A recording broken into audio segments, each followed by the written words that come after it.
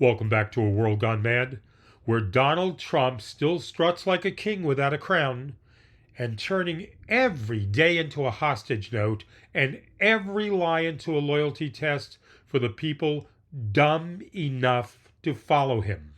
I'm Jeff Allen Wolf, your unwilling tour guide through this carnival of idiots, liars, and sociopaths who somehow wound up running the demolition derby we call America. It's WTF Wednesday, where the headlines aren't news, they're weapons, fired point blank by frauds who call themselves patriots while this country bleeds. If this is your first time listening, welcome aboard. If you're a member of the Wolf Pack, thank you for returning. Either way, you've found your haven. I'm not your babysitter, and this isn't a podcast about coming together. I'm here to rip the masks off of the crooks in charge, slam their hypocrisy on the table, and yell in their faces, "How dare you torch the Constitution just to feed your greed?" Your WTF Wednesday edition. Because every headline has you asking, what the fuck are they trying to get away with now? What outrageous garbage are they serving up this week? My boxing gloves are on, and it's time to punch my way through all of this bullshit. So here we go. The Presidential Medal of Freedom is supposed to be sacred. It's the nation's highest civilian honor. It has been given to Rosa Parks for changing the course of history with one act of defiance, to John Lewis, who put his body on the line for voting rights and nearly paid with his life, to Maya Angelou, who gave this country words when it had none. The medal is supposed to stand for courage and sacrifice and the best of who we are. And Donald Trump just handed that Medal of Freedom to Rudy Giuliani. Rudy. The man suspended from practicing law in New York and Washington for lying about the 2020 election. The man still facing lawsuits for smearing election workers with conspiracy theories. The man who once stood at ground zero as America's mayor and now stands in courtrooms as America's cautionary tale. That's who Trump decided belongs on the same list as Rosa Parks. It's obscene. It's grotesque. It's like giving the Pulitzer Prize to the guy who writes bathroom graffiti. Like handing out Olympic gold medals for falling off the balance beam.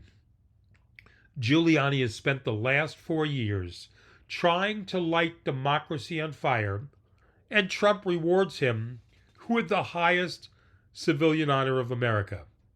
So let's be clear. This isn't about honoring service or sacrifice. This is about rewarding loyalty. This is about taking an institution that used to inspire pride and dragging it face first through the mud. And if you think the Medal of Freedom means less today than it did yesterday, congratulations. That's exactly the point.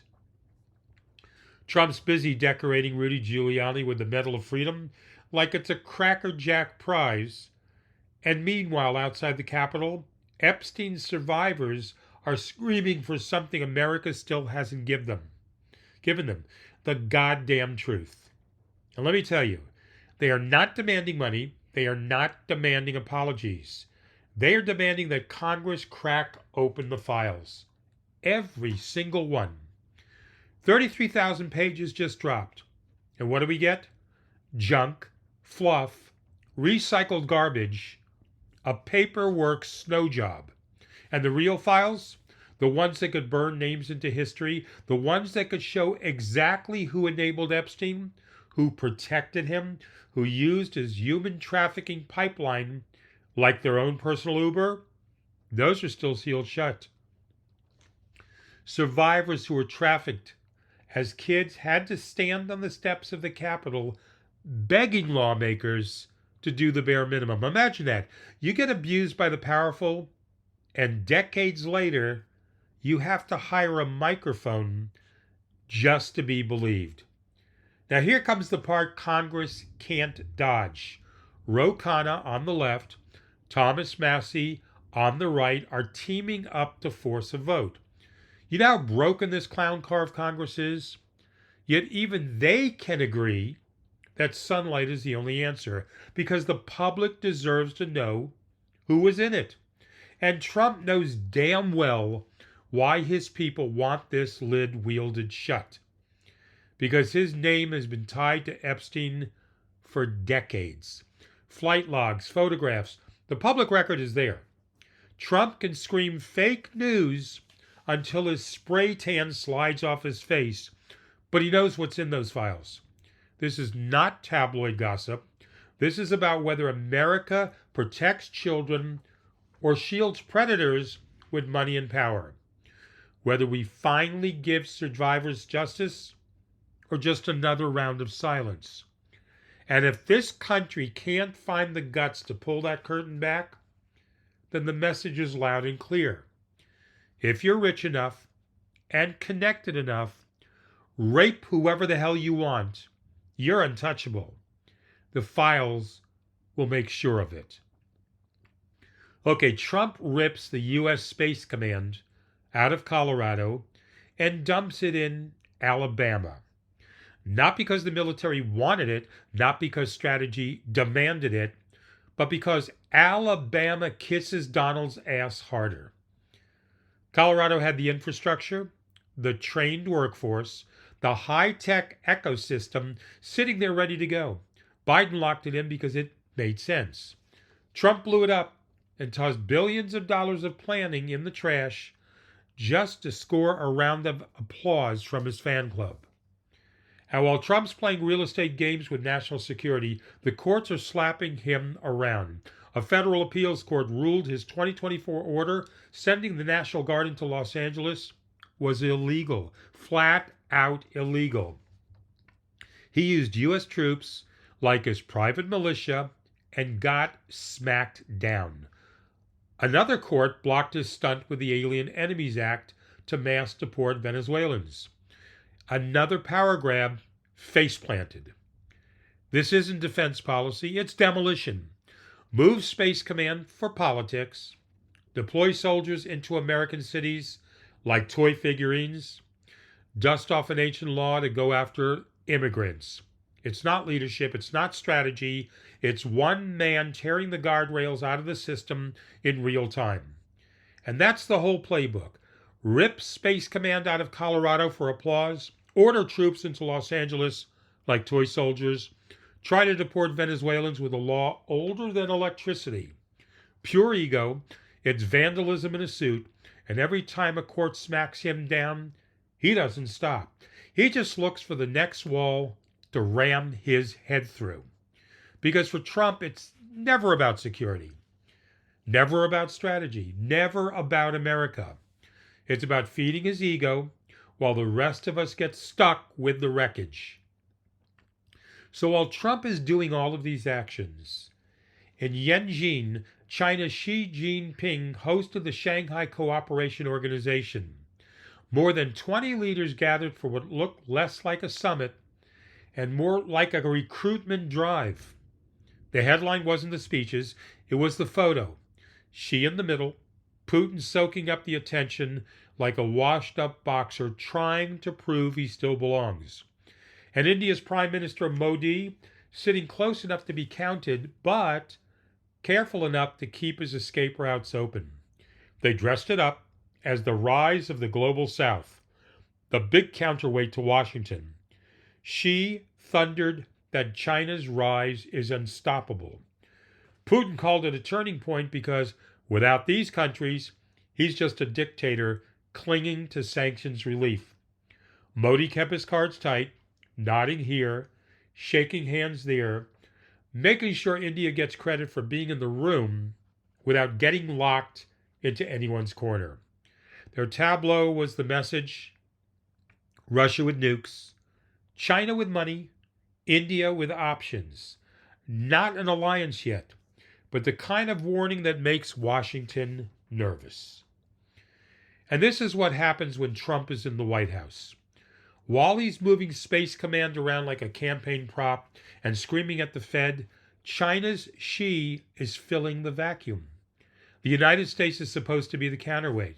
Instead, it is a circus. America looks weak, unstable, unserious. Dictators see the opening and they are lining up to take it. It wasn't just talk.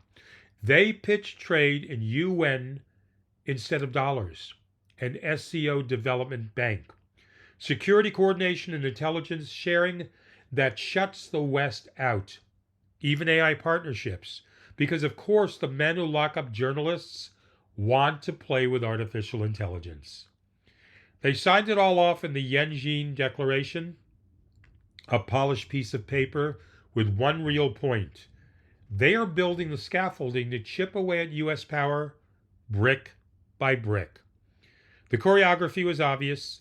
Summit first, the words, the handshakes, the stage unity. And in Act 2, the stage got even darker. China just threw the biggest military parade since World War II. And it wasn't a parade. It was a warning shot to the planet. China's Xi Jinping rolls out tanks, missiles, drones, and yes, robot wolves. Robot wolves. Because apparently Beijing decided Terminator was a documentary. Tiananmen Square turns into a flex-off, where Xi is flanked by Putin and Kim Jong-un, the authoritarian all-stars, standing shoulder to shoulder as if they just dropped the hottest dictator mixtape of 2025.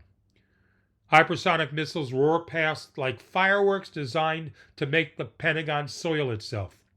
Drones fill the sky in formations that scream, "We can blind you whenever we want."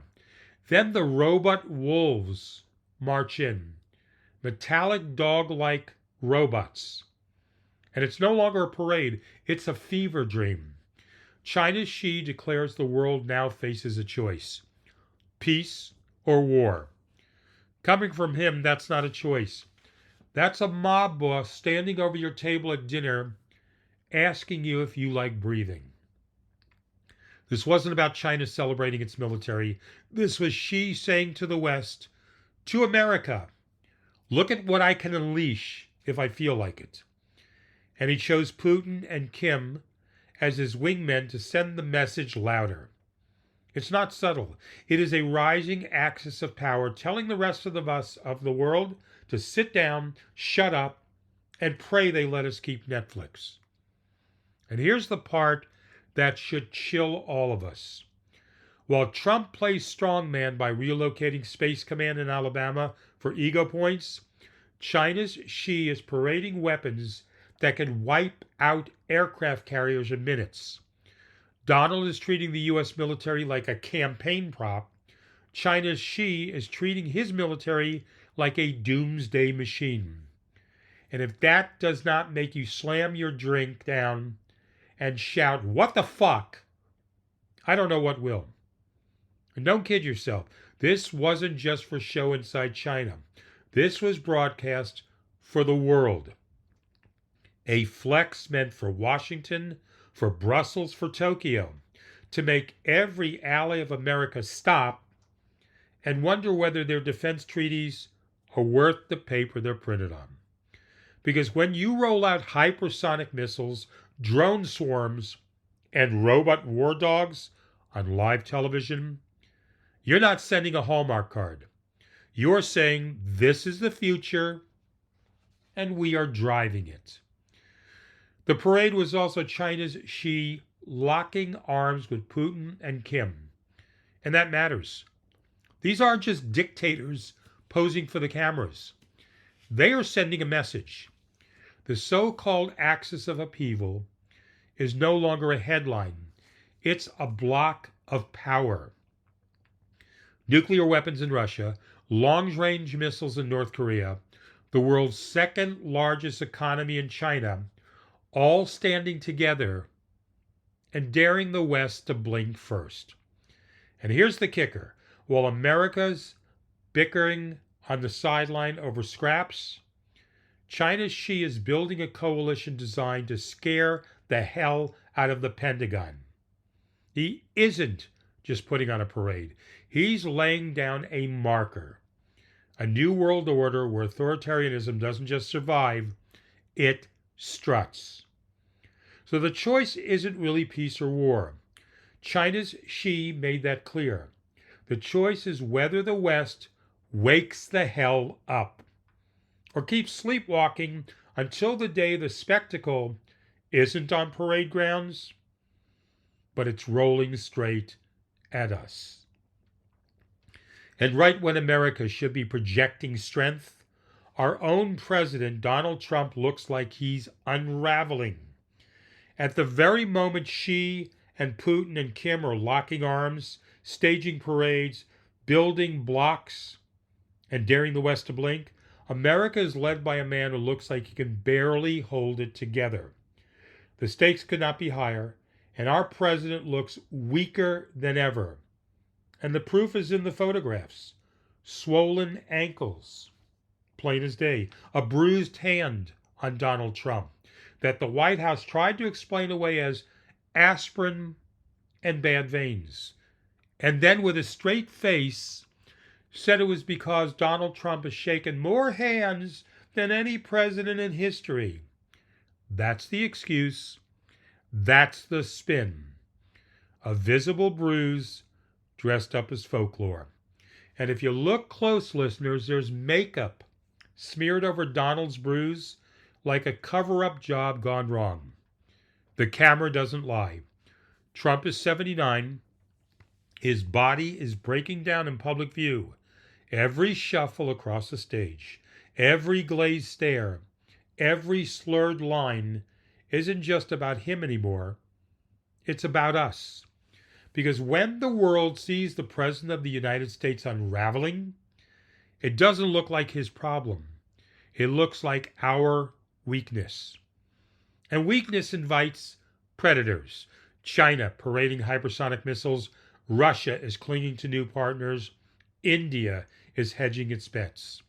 And America is projecting fragility at the worst possible time. That's not strength. That's not leadership.